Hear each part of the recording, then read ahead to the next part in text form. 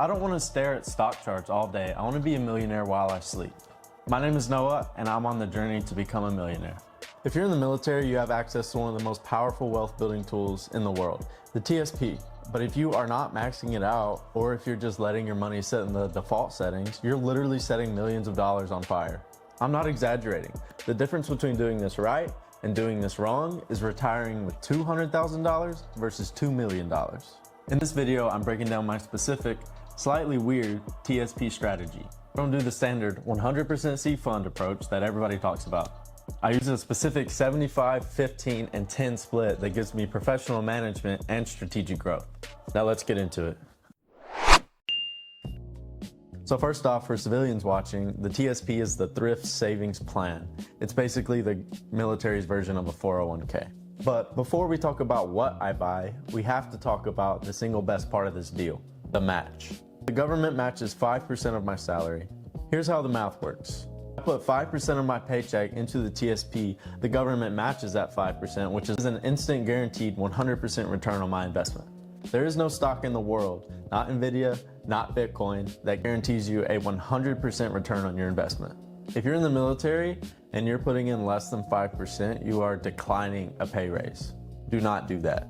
Now, step 2, which TSP do you take? I use Roth TSP. You have two options, traditional and Roth.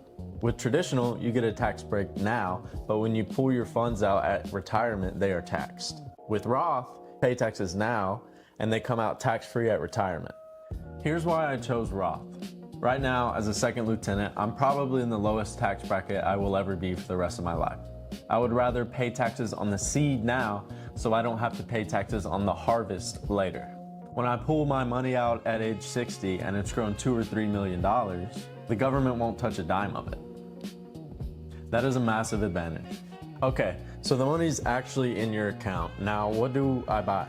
This is where my strategy gets a little unique. I call it the core and satellite approach. The core is 75% of my portfolio. It goes into the L fund, the life cycle fund. The L fund is a fund of funds. It buys everything for you, stocks, international, and bond, and manages it automatically. Here's the hack. Normally, you're supposed to pick the L fund with the year that you're actually going to retire, which for me, in 20 years, that would be 2045, or if I wanted to stay longer, it would be 2050 or 2055. I don't do that. I put my money in the 2065 L fund, the furthest one that's currently available. Why? Because L funds are designed to get safe. As you get closer to the date that you set, they start selling stocks and buying bonds, the G fund, to protect your money. As I am young, I don't want protection, I want growth. By picking a date that's way out in the future, I'm tricking the fund. I'm saying, hey, I'm not retiring for a long time. Keep being aggressive. This keeps my money in stocks longer, which historically means that I will have a much higher rate of return. Even though the L fund is great, it's still a little too diversified for my taste. It still holds a little too much of the F and G bonds for someone of my age. So I take 15% of my portfolio and I put it directly into the C fund. The C fund is basically the S&P 500. It's the 500 biggest, most profitable companies in America. Apple, Microsoft, Amazon, Google. By adding this 15% on top of the L fund, I am tilting my portfolio. I'm telling the TSP, hey, I like the L fund, but I want to double down on the American economy. This does increase my volatility. The line goes up and down a bit more, but in the long run, typically betting on the S&P 500 has historically paid out. Finally, the last 10% goes into the I fund.